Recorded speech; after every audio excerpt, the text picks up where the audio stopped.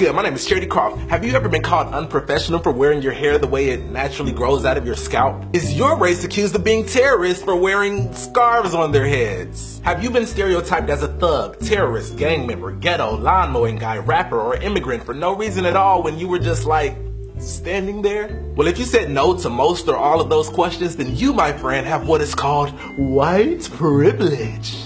White privilege. Yes, Jacob, white privilege. He sings well. That's all the black privilege we get. Oh, and also he plays basketball. It all started with a basketball, y'all. But we're not talking about rapping, dancing, singing black privilege. We're talking about world dominating, culturally appropriating, ruling almost every nation white privilege. Now, what entire nation is white privilege? I'll work for everything I ever got. I tell you what. I'm sure you did, Mr. or Mrs. White Privilege, but your skin made it way easier. White privilege means no one questions why you got into that really great school or how you got that really great job. It's just assumed that you're highly qualified. White privilege is living in a country in which 87% of the lawmakers look like you, despite the fact that your race makes up nowhere near 87% of the country. White privilege is Googling the word beauty and it's showing hundreds of pictures of white women. White privilege is Googling the word God and it's showing hundreds of pictures of white men. White privilege means you don't have to worry about being monitored in the store because you look like you steal stuff. White privilege is being 6 times less likely to be arrested than black people. White privilege is your history being taught as a part of the core curriculum and mine being offered as an elective. White privilege is reading a history book that doesn't start off with you being a slave or a barbaric savage. White privilege is being able to teach history only from the perspective of the colonizer. Speaking of colonization, white privilege is being able to get lost at sea thinking you're going to India, end up somewhere else that already had millions of people and still be credited as discovering the country. In fact, white privilege is when anything that you didn't know about is a new discovery as soon as you notice it. White privilege means the ability to protest racism, ask for equality, and not be considered a hate group. White privilege is also having a hate group like the KKK be listed as a non-violent Christian organization and not have the rest of your race be labeled as terrorists. White privilege is not having your application thrown out because your name is weird. In fact, white privilege is when anything that's not regular or common to your race is weird. White privilege is being able to walk into a church, kill 8 people, then be walked out by police and taken to Burger King. White privilege is not having the celebration of your entire race's contributions to the world relegated to just 1 month because we talk about the cool stuff your ancestors did every month. White privilege means you want to be told to go back to your country.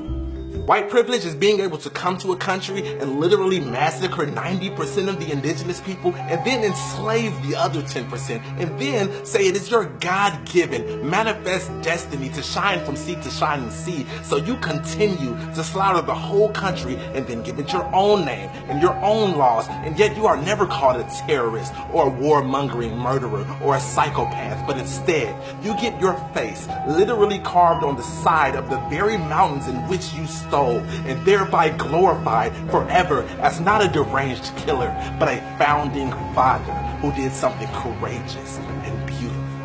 But how can we move forward if we dwell on the past?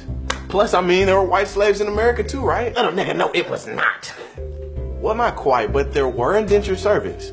And in the slave codes of 1705, especially in the act concerning servants and slaves, colonial rulers so graciously awarded the poor whites certain legislated privileges. In fact, Chet, tell them what they won. A small plot of land, wages after their sentence was over, the right to sue masters in court, and exemption from public whipping for punishment.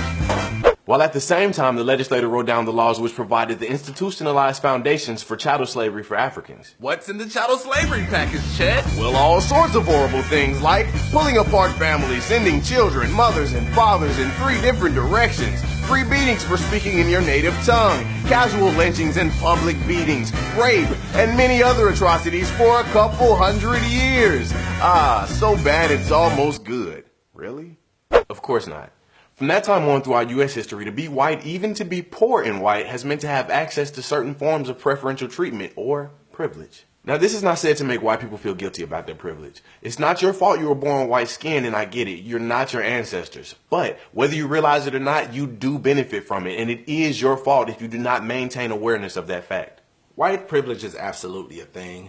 And being able to deny the fact that it is a thing simply because it doesn't affect you is even a further testament to its existence. Our world has been purposefully skewed in the favor of white people. And no, you aren't responsible for your ancestors' doings. However, if we do not recognize the problem, then we can never truly remedy it. The first step to enlightenment is awareness of the darkness. If we truly want to live as one, we must first create a world that is good for all. I love you.